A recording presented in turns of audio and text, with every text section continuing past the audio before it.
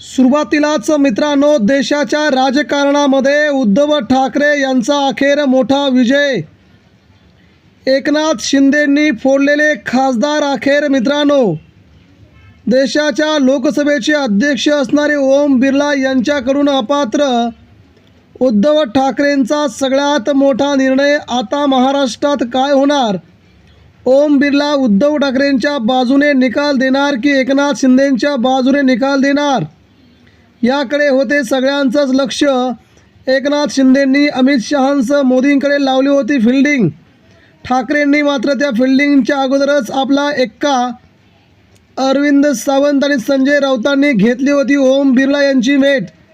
या सगळ्या प्रकरणाच्या नंतर उद्धव ठाकरेंनी सुप्रीम कोर्टाचं देखील दार ठोठावलं आणि अखेर महाराष्ट्राच्या राजकारणात मित्रांनो, उद्धव बाळासाहेब ठाकरे पक्षाच्या या विजयाने मात्र शिंदे सेनेची वाट आता बिकट होत चालली आहे.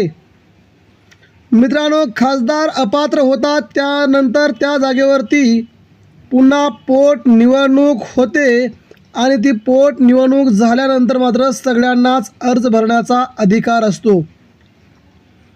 पोटनिवडणूक केव्हा होते? जर एखादा खासदार निलंबित झाला असेल किंवा एखादा खासदार अपात्र झाला असेल किंवा एखाद्या आमदारांचं निधन किंवा एखाद्या खासदाराचं निधन झालं असेल, अशा वेळेस त्या लोकसभा क्षेत्रामध्ये, विधानसभा क्षेत्रामध्ये निवडणुका पार पडतात.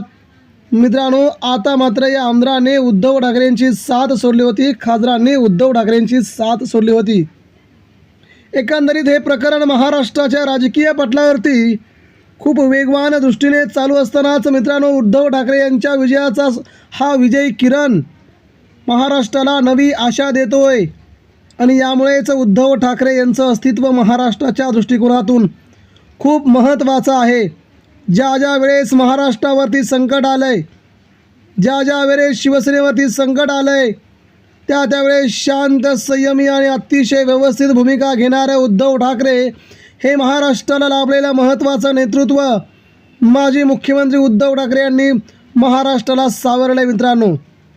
आणि आता मित्रांनो, त्यांच्यासोबत गद्दारी झाली. त्यांच्याच पक्षाला सोडून काही लोकांनी खासदारकी सोडली.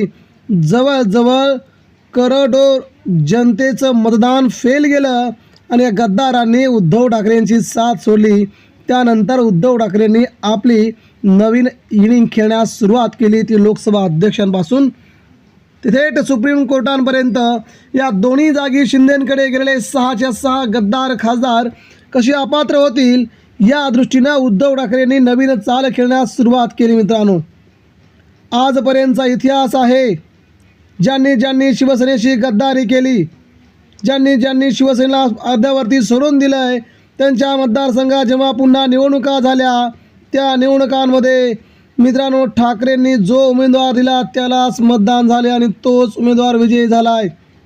त्यामुळे या 6 खासदारांच्या पोटात देखील आता गोळा आला आहे.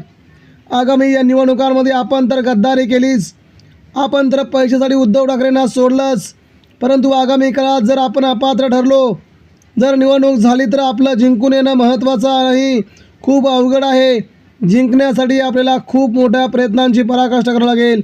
परंतु मित्रांनो, हा आजपर्यंत शिवसेनेचा इतिहास सांगतोय, मग तो मुंबई शहराचा इतिहास असो, छत्रपती संभाजीनगरचा इतिहास असो, हिंगोली, यवतमाळ, वाशिम, धाराशिव, परभणी, शिर्डीचा इतिहास असो, ज्या गद्दारांनी आतापर्यंत उद्धव ठाकरेंची साथ सोडली आहे, त्या गद्दारांना मातीत लढवण्याचं काम सामान्य शिवसैनिकांनी आणि सामान्य जनतेने केलं आहे. हा इतिहास सांगतोय. या इतिहासालाच मित्रांनो काही लोक आता घाबरलेत. त्यामुळे सुप्रीम कोर्ट आणि लोकसभेचे अध्यक्ष असणारे ओम बिर्ला या शिवसेनेच्या मुद्द्यावरती कोणता निकाल देतात, याकडे सर्वांचं लक्ष होतं. आणि अखेर हा मुद्दा आता पावसाळी अधिवेशनाच्या अगोदरच मित्रांनो चर्चेला येतो आहे की शिंदेंसोबत गेलेले खासदार आता कुठे बसणार, एकनाथ शिंदेंच्या गटात की दुसरीकडे कुठे. पण मित्रांनो, याच्या अगोदर निकाल देणं बंधनकारक राहणार आहे. त्यामुळे ओम बिर्ला यांचा निकाल काय येतो, त्यांच्या निकालाचा नंतर उद्धव ठाकरे सुप्रीम कोर्टात जातील का, या खासदारांना सुप्रीम कोर्टात फसवतील का, या देखील पुढील 6 दिवसामध्ये आपल्याला बघायला मिळेल.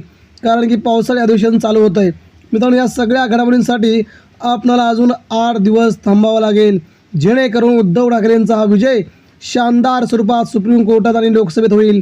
आपल्याला काय वाटतंय, शिंदगडाचे खासदार अपात्र होतील का? याबद्दल आपल्या प्रतिक्रिया आमच्यापर्यंत पोहोचवा. धन्यवाद. जय हिंद, जय महाराष्ट्र.